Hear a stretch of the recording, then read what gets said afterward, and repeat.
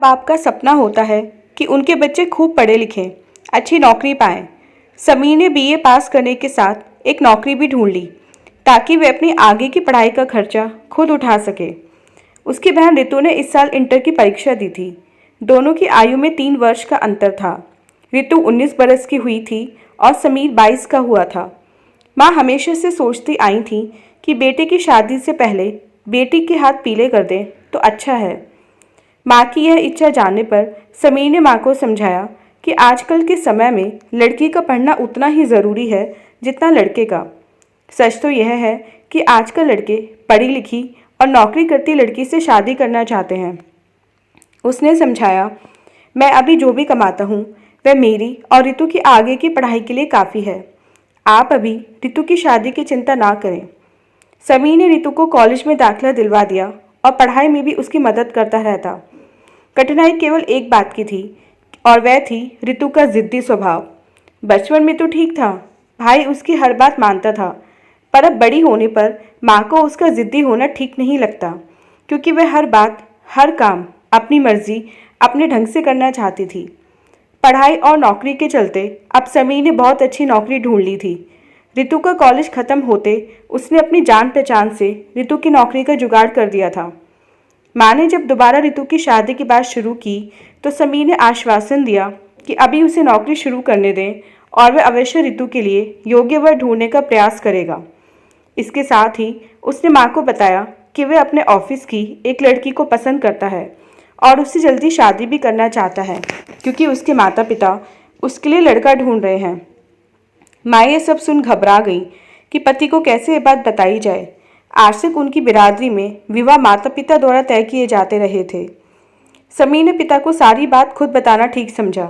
लड़की की पिता को पूरी जानकारी दी, पर यह नहीं बताया कि माँ को सारी बात पता है। पिता खुश हुए पर कहा, अपना निर्णय वे कल बताएंगे। अगले दिन जब पिता ने अपने कमरे से आवाज़ दी तो वहां पहुंच समीर ने माँ को भी वहीं पाया। हैरानी की बात कि बिना लड़की को देखे, बिना उसके परिवार के बारे में जाने, पिता ने कहा, ठीक है, तुम खुश तो हम खुश। यह बात समीर को बाद में पता चली कि पिता के जान पहचान के एक ऑफिसर जो उसी के ऑफिस में ही थे से वे सब जानकारी ले चुके थे। एक समय इस ऑफिसर के भाई व समीर के पिता इकट्ठे पड़े थे।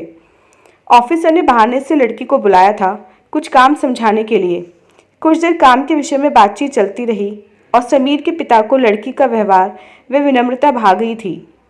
उल्टे पास बरेली को लड़की वालों के यहाँ से कुछ रिश्तेदार समीर के घर में बुलाए गए। उनकी आव भगत व चाय नाश्ते के साथ रिश्ते की बात पक्की की गई और बहन रितु ने लड्डुओं के साथ सबका मुंह मीठा कराया। हफ्ते के बाद ही छोटे पैमाने पर दोनों का विवाह संपन्न हो गया। जोरदार स्वागत के साथ समीर व पूनम का गृह प्रवेश हुआ।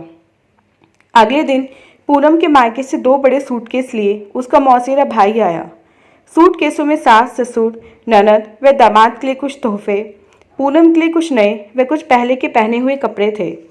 1 हफ्ते की छुट्टी ले नवदंपति हनीमून के लिए रवाना हुए और वापस आते ही अगले दिन से दोनों काम पर जाने लगे। पूनम को थोड़ा समय तो लगा ससुराल में सबकी दिनचर्या व स्वभाव जानने में, पर अधिक कठिनाई नहीं हुई। शीघ्र ही उसने घर के काम में हाथ बटाना शुरू कर दिया। समीर ने मोटरसाइकिल खरीद ली थी। दोनों काम पर इकट्ठे आते जाते थे। समीर ने घर में एक बड़ा परिवर्तन महसूस किया जो पूनम के आने से आया। उसके पिता, जो स्वभाव से कम बोलने वाले इंसान थे, अपने बच्चों की जानकारी अक्सर अपनी पत्नी से लेते रहते थे और कुछ काम हो, कुछ चाहिए हो तो माँ का नाम ले आवाज़ देते थे। अब कभी कभी पूनम को आवाज़ से बता देते थे और पूनम भी झट आई पापा कह हाजिर हो जाती थी। समीर ने देखा कि पूनम पापा से निसंकोच दफ्तर की बातें करती या उनकी सलाह लेती, जैसे सदा से वह इस घर में रही हो या उनकी बेटी ही हो। समीर पिता के इतने करीब कभी नहीं आ पाया। सब बातें माँ के द्वारा ही उन तक पहुँचाई जाती थीं। पूनम की देखा देखी उसने भी हिम्मत की पापा के नज़दीक जाने की, बात करने की और पाया कि वे बहुत ही सरल और प्रिय इंसान हैं। अब अक्सर सबका मिलजुल कर बैठना होता था। बस एक बदलाव भारी पड़ा। एक दिन जब वे दोनों काम से लौटे तो पाया कि पूनम की साड़ियाँ, कपड़े आदि बिस्तर पर बिखरे पड़े हैं। पूनम कपड़े तहकर वापस अलमारी में रख जब माँ का हाथ बटाने रसोई में आई तो पूछा, माँ आप कुछ ढूंढ रही थी मेरे कमरे में? नहीं तो क्या हुआ? पूनम ने जब बताया तो माँ को समझते देर न लगी कि यह रितु का काम है। रितु जब काम से लौटी तो पूनम की साड़ी व ज्वेलरी पहनी थी। माँ ने जब उसे समझाने की कोशिश की तो वह साड़ी बदल ज्वेलरी उतार गुस्से से भाभी के बेड पर पटक आई और कई दिनों तक भाई भाभी से अनबोली रही। फिर एक सुबह जब पूनम तैयार हो साड़ी के साथ का मैचिंग नेकलेस ढूंढ रही थी तो देर होने के कारण समीर ने शोर मचा दिया और कई बार मोटरसाइकिल का हॉर्न बजा दिया। पूनम जल्दी से पहुंची और देर लगने का कारण बताया। शाम को रितु ने नेकलेस उतार माँ को थमाया पूनम को लौटाने के लिए। हद हो गई, निकाला खुद और लौटाए माँ, समीर के मुंह से निकला। ऐसा जब एक दो बार और हुआ तो माँ ने पूनम को अलमारी में ताला लगाकर रखने को कहा, पर उसने कहा कि वह ऐसा नहीं करना चाहती। तब माँ ने समीर से कहा कि वह चाहती है कि रितु को चीज़ मांगकर लेने की आदत हो, ना कि हथियाने की। माँ के समझाने पर समीर रोज़ ऑफिस जाते समय ताला लगा चाबी माँ को थमा जाता। अब तो रितु का अनबोलापन क्रोध में बदल गया। इसी बीच पूनम ने अपने मायके की रिश्तेदारी में एक अच्छे लड़के का रितु के साथ विवाह का सुझाव दिया। समीर पूनम लड़के वालों के घर जा सब जानकारी ले आए और बाद में विचार कर उन्हें अपने घर आने का निमंत्रण दे दिया ताकि वे सब भी उनका घर रहन सहन देख लें और लड़का लड़की एक दूसरे से मिल लें। पूनम ने हल्के पीले रंग की साड़ी और मैचिंग ज्वेलरी निकाल रितु को उस दिन पहनने को दी, जो उसने गुस्से में लेने से इनकार कर दिया। बाद में समीर के बहुत कहने पर पहन ली।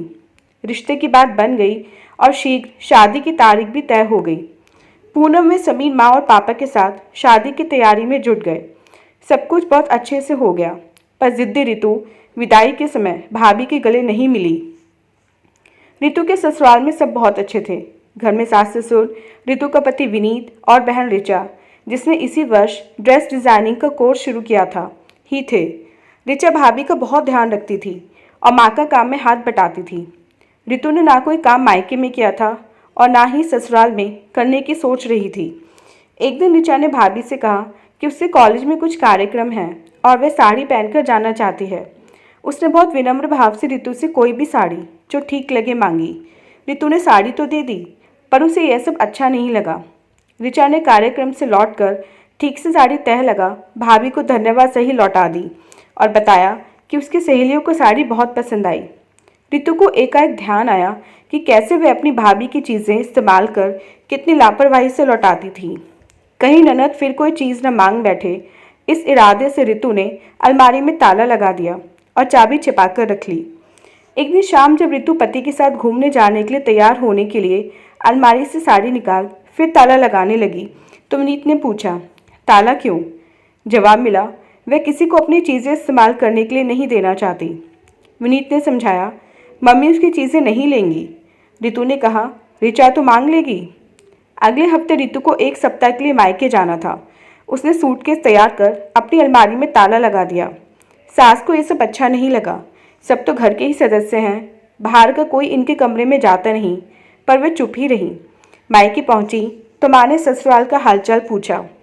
रितु ने जब अलमारी में ताला लगाने वाली बात बताई तो माँ ने सिर पकड़ लिया उसकी मूर्खता पर। माँ ने बताया कि यहाँ ताला पूनम ने नहीं बल्कि माँ के कहने पर उसके भाई समीर ने लगाना शुरू किया था और चाबी हमेशा माँ के पास रहती थी। ताला लगाने का कारण रितु का लापरवाही से भाभी की चीज़ों का बिना पूछे इस्तेमाल करना और फिर बिगाड़ कर लौटाना था। यह सब उसकी आदतों को सुधारने के लिए किया गया था। वह तो सुधरी नहीं और फिर कितनी बड़ी नादानी कराई वह ससुराल में अपनी अलमारी में ताला लगाकर। माँ ने समझाया कि चीज़ों से कहीं ऊपर है एक दूसरे पर विश्वास, प्यार और नम्रता। ससुराल में अपनी जगह बनाने के लिए और प्यार पाने के लिए ज़रूरी है प्यार व मान देना। रितु की दोपहर तो सोच में डूबी, पर शाम को जैसे ही भाई भाभी नौकरी से घर लौटे उसने भाभी को गले लगाया। भाभी ने सोचा शायद काफ़ी दिनों बाद आई है इसलिए ऐसा हुआ, पर वास्तविकता कुछ और थी। रितु ने देखा यहाँ अलमारी में कोई ताला नहीं लगा हुआ। वह भी शीघ्र ससुराल वापस जा ताले को हटा मन का ताला खोलना चाहती है ताकि अपनी भूल को सुधार सके, सबकी चहेती बन सके जैसे भाभी हैं यहाँ। एक हफ्ता मायके में रह उसने बारीकी से हर बात को देखा समझा और जाना कि शादी के बाद ससुराल में सुख पाने का मूल मंत्र है सबको अपना समझना, बड़ों को आदर मान देना और जिम्मेदारियों को सहर्ष निभाना। इतना कठिन तो नहीं है ये सब। कितनी सहजता है भाभी की अपने ससुराल में, जैसे वह सबकी और सब उसके हैं। माँ के घुटनों में दर्द रहने लगा था। रितु ने देखा कि भाभी ने सब काम संभाल लिया था और रात को सोने से पहले रोज़ वे माँ के घुटनों की मालिश कर देती थी ताकि वे आराम से सो सकें। अब वही भाभी जिसके लिए उसके मन में इतनी कटुता थी, उसकी आदर्श बनती जा रही थी। एक दिन जब पूनम और समीर को ऑफिस से आने में देर हो गई, तब जल्दी कपड़े बदल पूनम रसोई में पहुंची तो पाया रात का खाना तैयार था। माँ से पता चला कि खाना आज रितु ने बनाया है। यह बात दूसरी थी कि सब निर्देश माँ देती रही थी।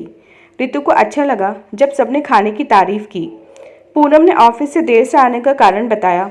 वह और समीर बाजार गए थे। उन्होंने वे सब चीज़ें सबको दिखाईं जो रितु के ससुराल वालों के लिए खरीदी गई थी। इस इतवार दामाद जी रितु को लिवाने आ रहे थे। खुशी के आंसुओं के साथ रितु ने भाई भाभी को गले लगाया और धन्यवाद दिया। माँ भी अपने आंसू रोक न सकी बेटी में आए बदलाव को देखकर। रितु ससुराल लौटी एक नई उमंग के साथ, एक नए इरादे से, जिससे वह सबको खुश रखने का प्रयत्न करेगी और सबका प्यार पाएगी, विशेषकर विनीत का। रितु ने पाया कि उसकी सास हर किसी से उसकी तारीफ करती हैं, ननद उसके हर काम में सहायता करती है और कभी कभी प्यार से भाभी जान बुलाती है। ससुर फूले नहीं समाते कि घर में अच्छी बहू आई और विनीत तो रितु पर प्यार लुटाता नहीं थकता। रितु बहुत खुश थी कि जैसे उसने बहुत बड़ा किला फतेह कर लिया हो, एक छोटे से हथियार से, प्यार का हथियार। तो दोस्तों, ये थी हमारी आज की कहानी। उम्मीद करती हूँ ये कहानी आपको पसंद आई होगी। मिलते हैं अपनी नेक्स्ट वीडियो में इससे नेक्स्ट कहानी के साथ।